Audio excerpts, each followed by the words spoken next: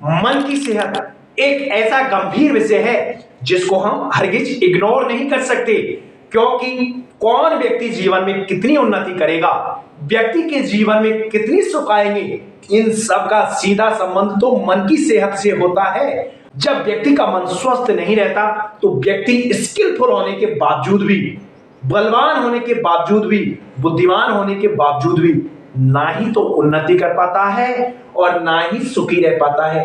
जब स्वस्थ मन नहीं रहता तो व्यक्ति के जीवन में तनाव, ओवरथिंकिंग, अनिद्रा, बेवजह की लड़ाई झगड़े, इन सारी चीजों से व्यक्ति परेशान ही रहता है। ग्रंथों में ठीक ही तो कहा गया है कि मन के हारे हार है और मन के जीते जीत।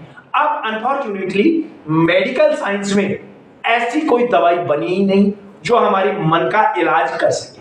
हाँ, टाइमरेरी मूड को चेंज करने के लिए आपको मूड चेंजर दवाइयां जरूर दी जा सकती है, लेकिन ये कोई परमानेंट सॉल्यूशन नहीं है।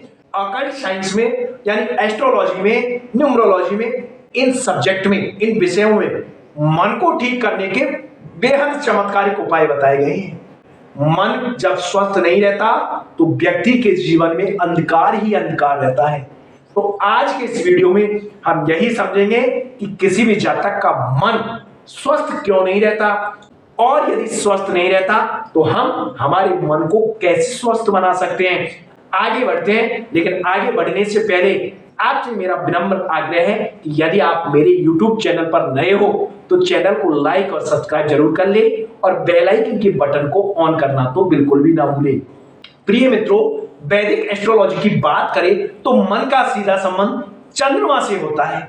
जब किसी भी जातक की जन्म कुंडली में चंद्रमा पीड़ित हो जाते हैं, किन्हीं खराब ग्रहों के साथ बैठ जाते हैं या पाप कर्तरी में बैठ जाते हैं, कुल मिलाकर चंद्रमा जब बुरी तरह पीड़ित हो जाते हैं तो ऐसे व्यक्ति का मन अशांत रहता है।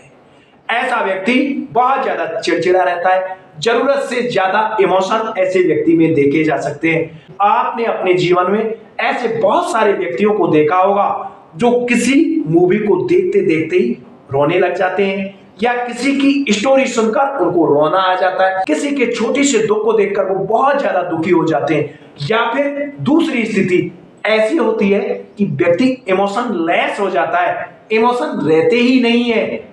ये सब चंद्रमा के कमजोर होने के कारण होता है, यानी ऐसा जातक इमोशनली रूप से इम्बैलेंस होता है। और साइकोलॉजी में एक चैप्टर आता है, उसमें कहा जाता है कि जीवन में सबसे अच्छा व्यक्ति कौन होता है। सबसे अच्छा व्यक्ति होता है इमोशनली बैलेंस्ड व्यक्ति, जो अपने इमोशंस को कंट्रोल रखे। जहां पर इमोशन दर्शाना हो वहां इमोशंस दर्शाए, जहां आवश्यकता नहीं हो वहां जरूरत से ज्यादा इमोशंस नहीं दर्शाए। तो चंद्रमा हमारे जीवन में हमारे इमोशंस को कंट्रोल करता है।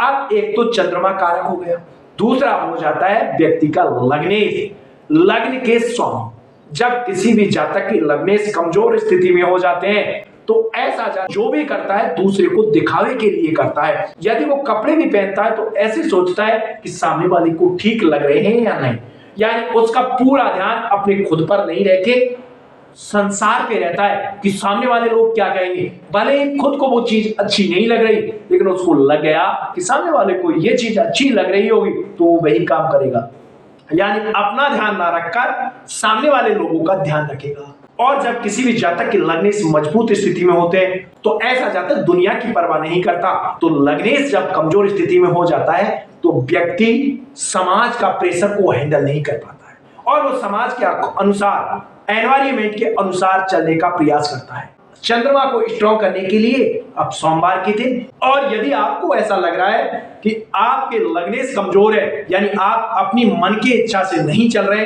लोग क्या कहेंगे ये सोचकर जीवन में चल रहे हैं, जीवन में काम कर रहे हैं, तो आपको अपने लग्नेश को मजबूत करना चाहिए।